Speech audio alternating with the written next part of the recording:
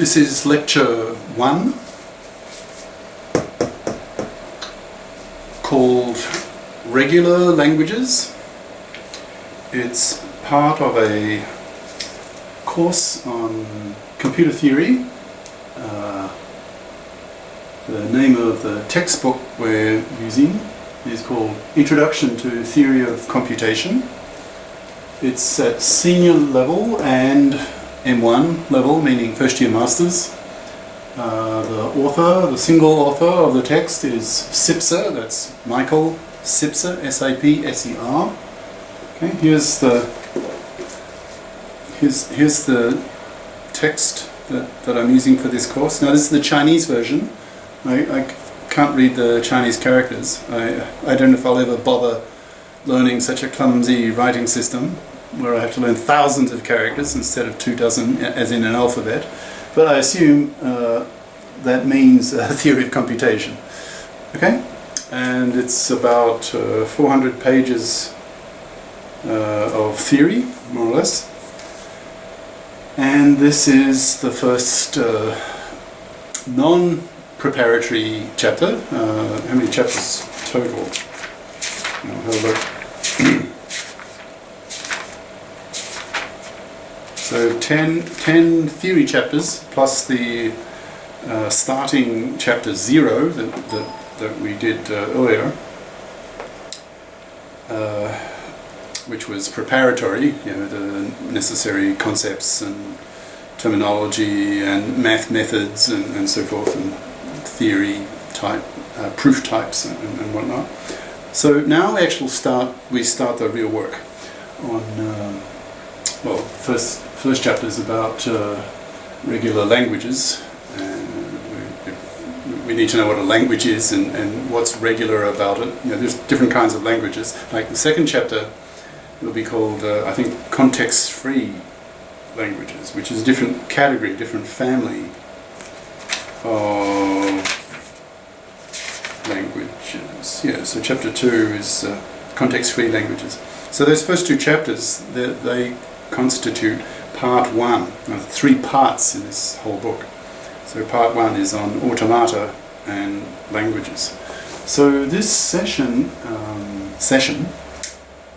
we start on the notion of a finite automaton. Introduce that concept, what it is, what it can do, how it's defined, that kind of thing. Right? So we start with generalities, which is not surprising at the beginning of the book. So I guess this is on computer theory, so we're introducing the theory of computation. So I guess the fundamental question in such a topic would be, what exactly is a computer? What does it mean to compute? It seems reasonable enough. Now, in a sense, we all, unless you're really poor in some fourth world country or something, but most of us have a pretty good idea of what a computer is. But remember, you don't have to go back too many decades before the word computer did not mean some machine that calculates, computes. It meant a human being. A computer was a person who computed, usually using an adding machine or something. So what does it mean for a machine to compute? What is a computer? And so that's what that fundamental question is. What this session, this chapter, partly, and the whole course, theory, computer theory of computation, is all about. Okay. So now, real computers, they're way too complicated to be modelled easily with a mathematical model. So let's simplify. Let's choose the model of computation that we will make math from. We will mathematize the model, if you like. So we'll choose it to be fairly simple so that we can model it mathematically. And probably the simplest type of model, computational model, a model of computation, so a computational model, and taking a mathematical form, of course. We're trying to find the mathematics of this computer model. Now, probably the simplest is something called a finite state machine, or just an FSM. Now, have you heard, for non-native English speakers, you may not have heard of this abbreviation, AKA, particularly popular in America. AKA is short for, it's an acronym, is short for also known as, okay? Or in other words, synonymous, having the same meaning. Different term having the same meaning, synonymous. Another name, another label for a finite state machine, FSM, is a finite automaton. Automaton is the singular form, so if you want plural, if you have several, then you would talk about finite automata. That's the plural form. Ton, the singular form. So this session and the next few, we will be talking about the concept of a finite automaton. And a finite automaton, or a finite state machine, same thing. Okay? That's pretty well the simplest example of a computational model. Now, in general, with modeling in general, it's when you try to model something, usually some complex phenomenon, you extract out what you feel are the essential features of the real world phenomena, thing, whatever, that you're trying to model, and put those features into your model.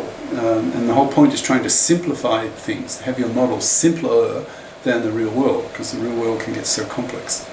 So you just extract features, put it into your model, make your model simpler than the real world, and then you start thinking about your model, because it's easier to do, especially if you're making mathematical statements and theorems about the behavior of this model, of this computational model. Alright? Okay, so now we don't yet know exactly what a finite state machine is. We're just familiarizing you at the moment with the term. You can probably guess, it's got a finite number of states. Some kind of machine. There'll be some kind of computing machine, calculating machine, something like that. Just from context, right? So some machine that has states. What's a state? It's kind of description of its situation. Like in conversation, you might ask, well, what state is he in? Meaning, what's his mood? How's he feeling? Is he in a good mood, bad mood, patient, happy? Right? That's his state. And you give a description of that thing, person, whatever. Right?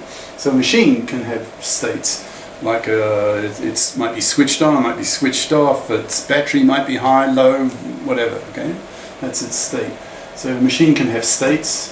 And if it has a finite number of them, then it's a finite state machine, FSM. Okay? And then another name for that is just a finite automaton, or just an FA. Okay? So you will become very familiar with these terms in coming lectures. Right? Now, finite automaton, or FA, they are particularly good models, because models can be accurate about the real world in some aspects and not so accurate in others. But this particular model, and we'll elaborate details later as we learn more and more about them, but can throw this at you that a finite automaton, or finite state machine, FSM, is a particularly good model, meaning accurate, when your computer has an extremely small number of or amount of memory. For example, we'll do an example now of a finite state machine where the memory capacity of that automaton, or this machine, is 1 bit. Right? It's about as simple as you can get. It's the smallest possible memory. Okay? And talking about this particular example of a finite state machine, you'll become increasingly familiar with what a finite state machine is. And it'll give you a feel for what an automaton is. Right? So finite automata, they're good models for computers, right, that have very little memory.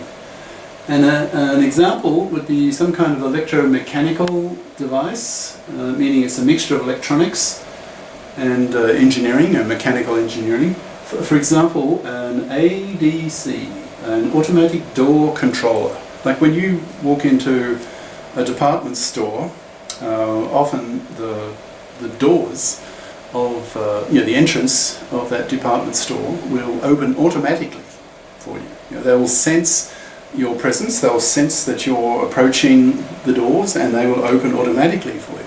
And then you pass through, and then those doors will close automatically.